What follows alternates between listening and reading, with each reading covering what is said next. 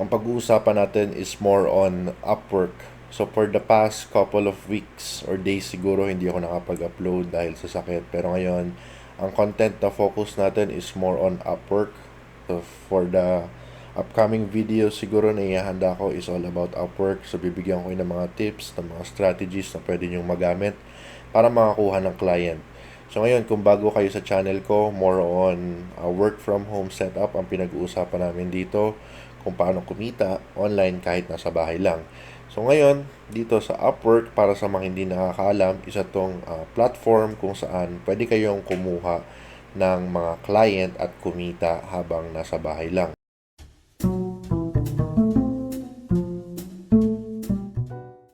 So ngayon, kung bago ka sa channel ko, please hit subscribe and palike na rin ang video na to. So malaking tulong para makagawa pa ng mga ganitong video. So ngayon, pag-usapan na natin ang Upwork. So kung bago ka sa Upwork or wala ka pang account, ang gagawin mo lang is pupunta ka lang sa Google, type mo lang upwork.com. Tapos lalabas na yan siya, no?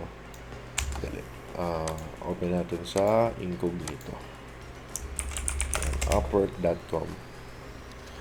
So ito, yung makikita nyo, no? Sa upwork.com, may mga iba't ibang service kayong pwedeng i-offer. So makikita nyo naman yung dito. Pero kadalasan, no, design and creatives, admin and customer support, sales and marketing, yung mga pwede nyong i-offer na pwede nyong matutunan at aralin through research, tutorials, mga ganyan. So sign up lang kayo. Then click nyo lang, I'm a freelancer looking for work. Tapos connect nyo lang with Google. So hindi ko na kasi pwedeng ituloy dahil baka ma-ban ako dahil madoble yung account ko. Pero basically, madali lang naman i-follow yan, step by step lang naman yan.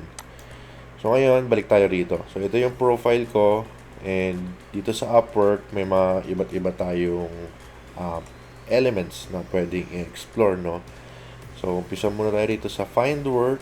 So sa Find Work, dito nyo makikita yung kapag paghahanap kayo ng trabaho, your network, ito yung mga friends nyo, mga saved jobs, proposals, profile, my stats, project dashboard.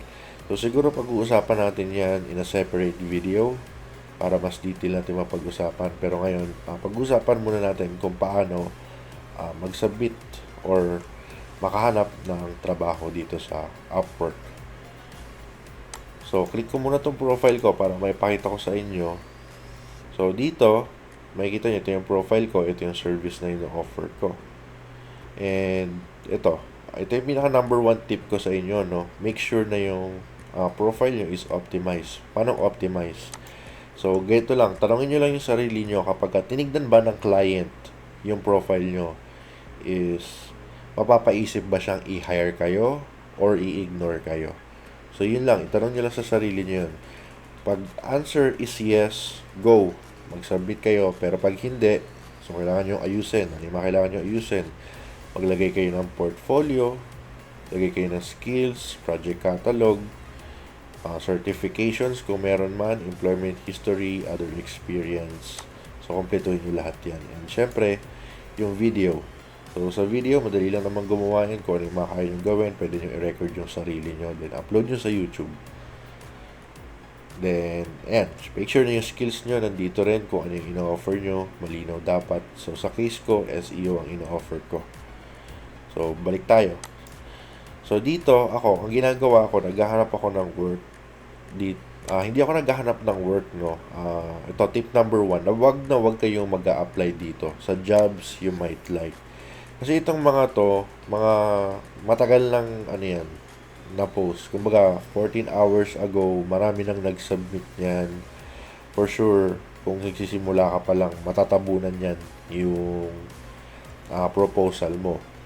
So, ang tip na mabibigay ko sa'yo is pinutin mo tong search, yung magnifying glass, tapos tignan mo. Ito, 23 seconds, 32 seconds, 51 seconds, hanggang 5 minutes siguro, kaya pwede yan. So, harap tayo. Video shoot, appropriate brushes. So, yung medyo madali lang.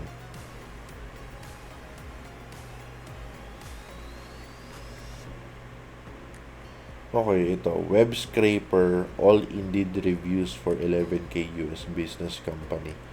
So sabi rito, I have a list of 11,000 US business companies. I need to scrape Indeed.com reviews for them. Only reviews from USA and in English. So, ang gagawin nyo dito is data scrapping, more on research. So, meron daw siyang list, then check nyo sa Indeed, and yan, titignan nyo lang yung review, kailangan daw nasa USA and English. So, very straightforward naman, no?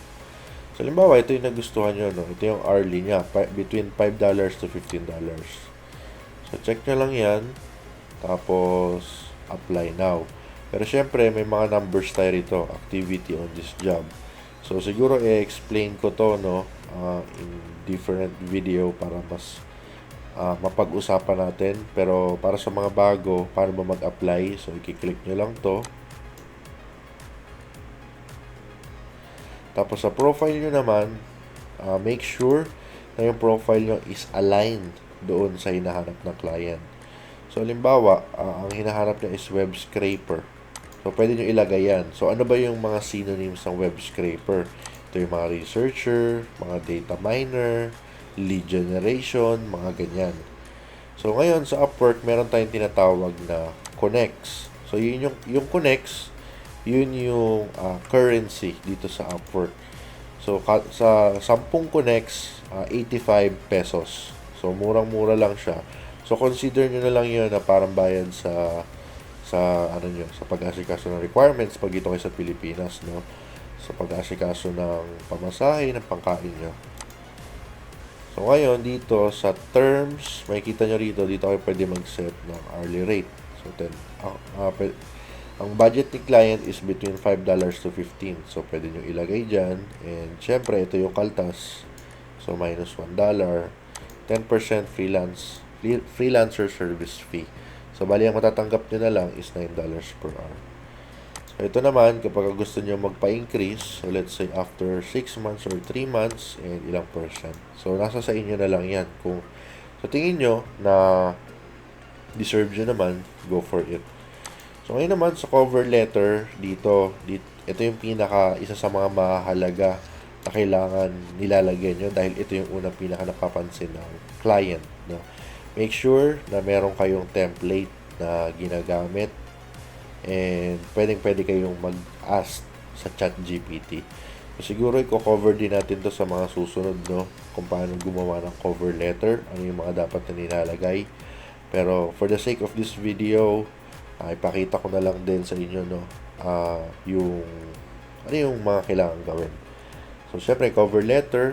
So, sa attachments naman, kung gusto nyo ilagay yung mga halimbawa, graphics designer kayo or graphic artist, pwede nyo ilagay yung mga recent designs nyo dito.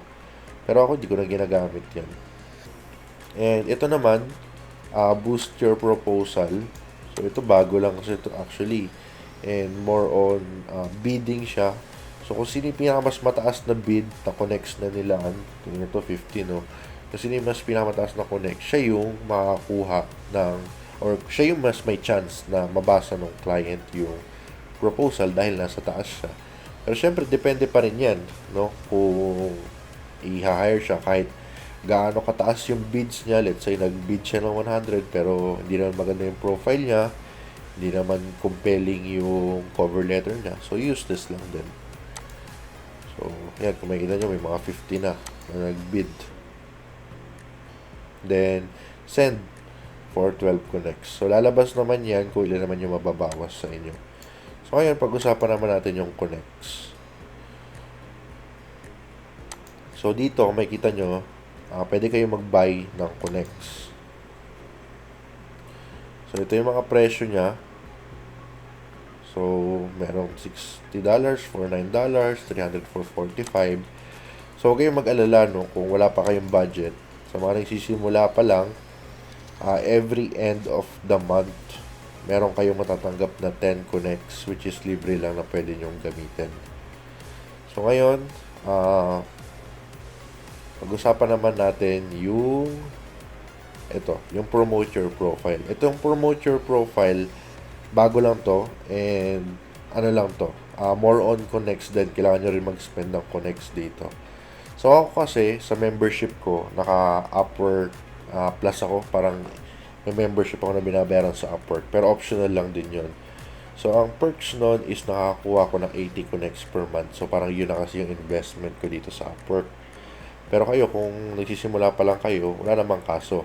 Pero ano bang ginagawa na itong availability badge? So, yung availability badge na to, minimake sure nito na yung profile nyo is kapag, let's say, si client is naghanap ng hire SEO specialist in Philippines. So, SEO nilagay ko kasi ito yung service ko, no? Pero let's say kayo, kunyari, VA, virtual assistant, or customer service, so pwede nyo i-check.